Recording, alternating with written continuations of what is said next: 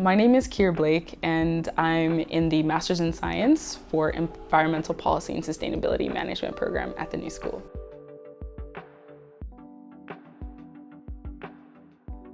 I applied for the Aronson Fellowship at the Tishman Center because I really wanted time to be able to explore this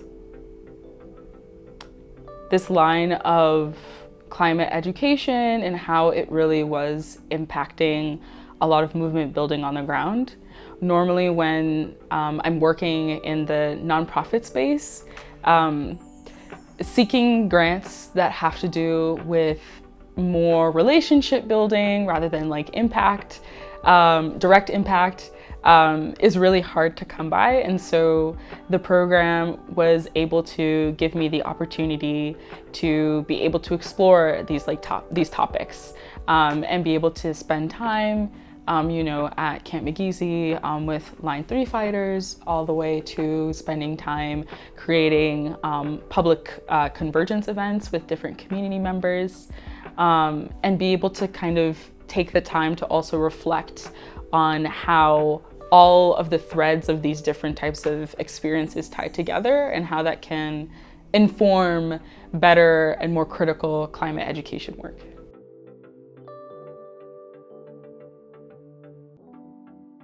Climate education is, well, I guess I'll say education is important to me because, well, my family directly benefited from education.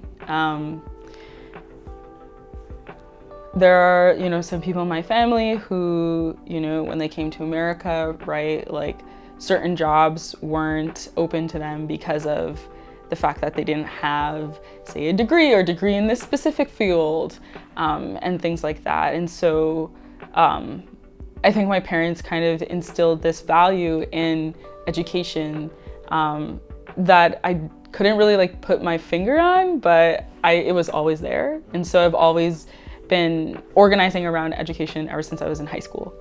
The climate piece came in when I had started Start Empowerment, which is the organization I co-founded and directed. When Alexia Leclerc, my co-founder, and I were talking about our travels, about the things that we were learning in our classes, we realized that environment played a huge role in the stories of both of our families and in the stories of our experiences. And through a lot of reflection, going back and realizing that a lot of the spaces that I grew up in, for example, not too far from my home is a large oil drilling site where there's more than 50 drills going. And I remember pretending those are dinosaurs when I was 5. But it was so normalized. And the same thing for Alexia, dealing with acid rain and having their mom telling them, oh, you can't go outside. Why? Because it's raining, the rain is too acidic. And just these things being so normal, asthma in the classrooms that I was in, both that I was then being able to teach, but also thinking back to my own childhood being so normalized, a lot of these things that were environmental injustices being so normalized. And so for me, climate education is really important because I think it then teaches that the realities and the contexts that we find ourselves in aren't normal, and that there are histories, there are people, there are solutions where we don't have to live in this context and this reality. And there's things that we can do to change it. I think for the longest time, I always saw education in everything. And even when I was doing more social justice work, whether it was working with survivors of human trafficking, to even more consulting projects in different parts of the world, I always saw education as a really big piece of that. And now it's I also see climate as a really big piece of that as well. And so it's kind of with this new lens, I can't really shut it off anymore. So I kind of, I think my passion for climate and education did positively influence my Aronson Fellowship project.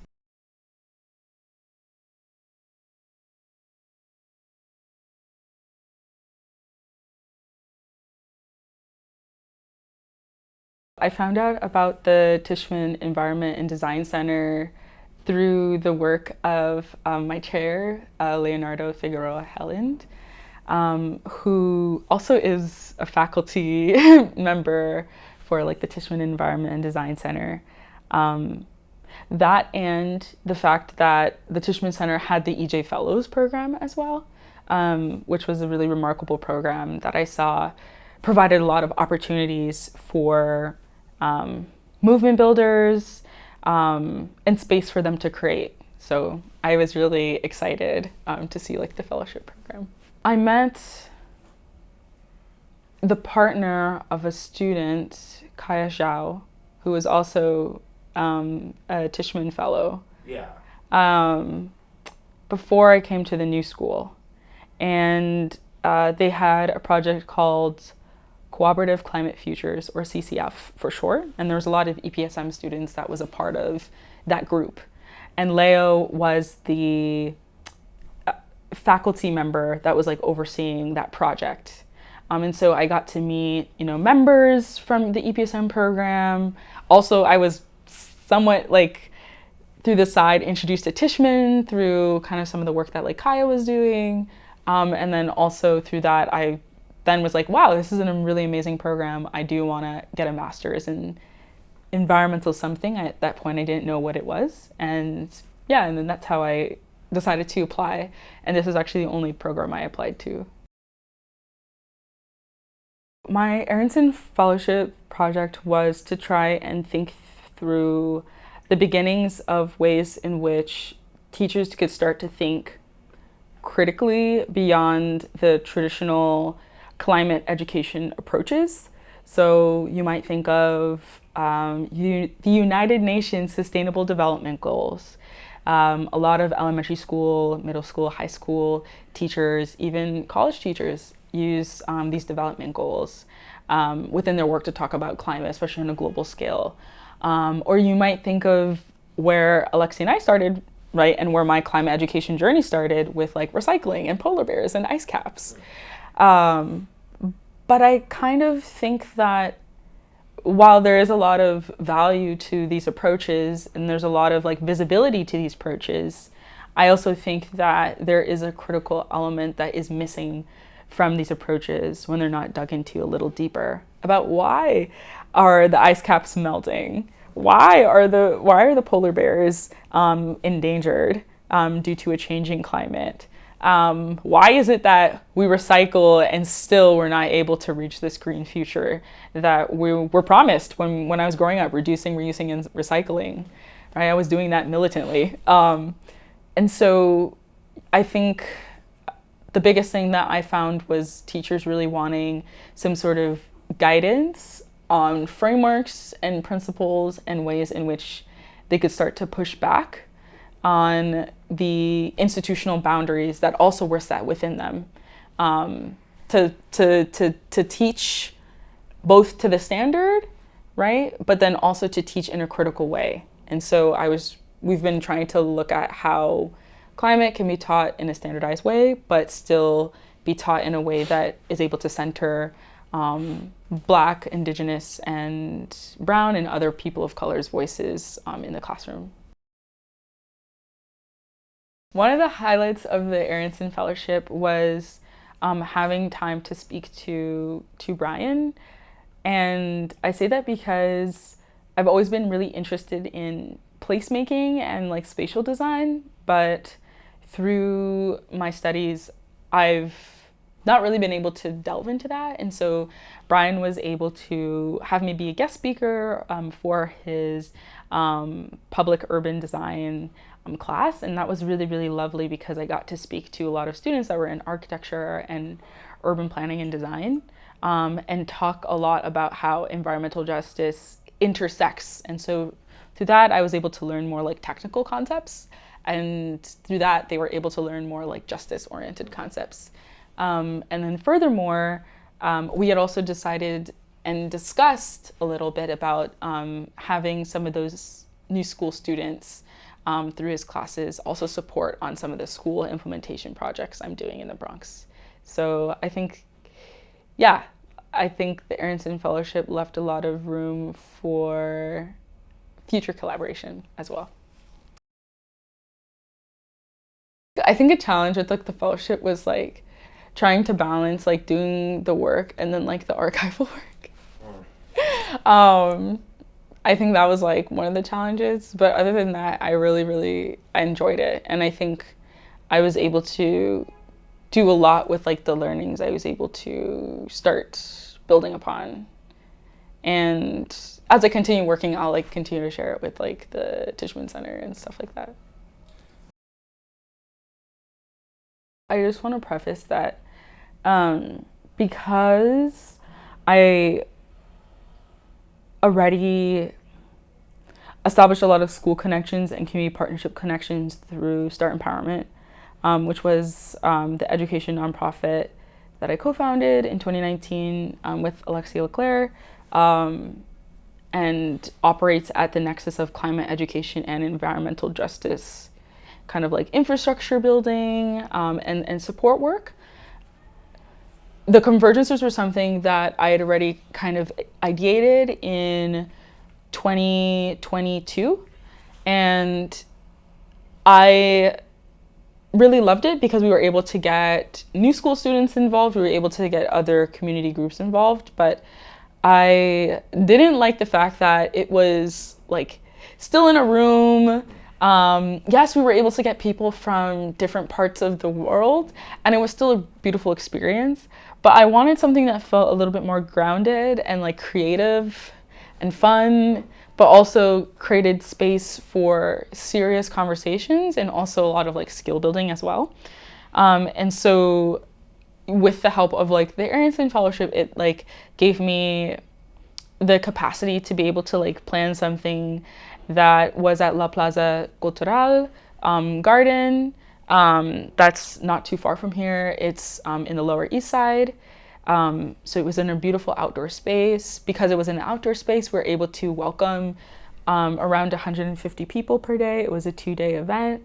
We were able to have live music. We were able to bring in members of the Ramapo Lenape tribe. We were able to bring in members from Boriken to talk about their histories. We were able to bring in members from the Lakota to share like their wisdom and their food culture.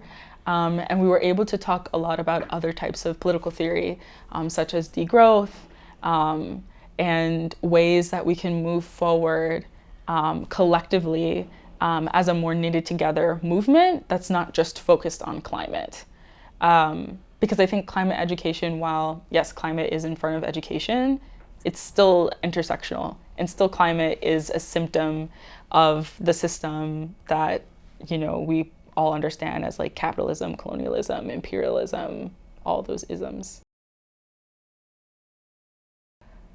So past like the fellowship, over like the summer, we were able to have 28 students at the Walton campus, which is in the Bronx near the reservoir. And we were able to get students representing 3 to 4 of the 5 schools. And through that, they were able to develop 3 student-led campaigns, one of which was green spaces, for which was the way that I was able to reach out to Brian, because I was like, hey, the students want to work on a garden project, but they don't want to work on just like planting plants in beds. They want to work on establishing some of the stuff that we had talked about, like regenerative planting. They want to do soil science. They want to do air quality monitoring and testing. How can we think through creating a space like that, that student like ideated in that space? So I think that's like an example of a project that we will do moving forward from the space. And then also after the fellowship, we were able to have another convergence, which was newer. So the Earth Month convergence we've had for now 2 years now, but the newest one was the Climate Week convergence. And so we were able to also bring together a lot of like movement partners. Some of them had come from the EPSM, the Environmental Policy and Sustainability Management Climate Week programming. So we had people represented from Indigenous Environmental Network, Indigenous Climate Action, et cetera, as well as other kind of community groups. And out of that project came a project called the Brooklyn Queens Network, where we've already met 3 times so far. And we're interested in creating communication networks between the boroughs, because we realize that people in different boroughs oftentimes don't talk to one another. They're very siloed in like their work, but also the fact that a lot of organizing is very English speaking centered. A lot of organizing doesn't focus on certain segments of organized populations. So like the dollar cab drivers and the delivery drivers aren't necessarily talking to like the tenant organizers, and the tenant organizers aren't really talking to like the climate justice organizers, right? And so there's like even still then a lot of segmentation. And so we kind of were talking about what is a way that we can kind of come together, knowing that there are impending climate disasters coming, and how can we use like this framework of intersectionality that environmental justice teaches us through things like the 17 Principles of Environmental Justice or the Hemez Democratic Principles for Organizing. How can we use these frameworks to kind of close this gap?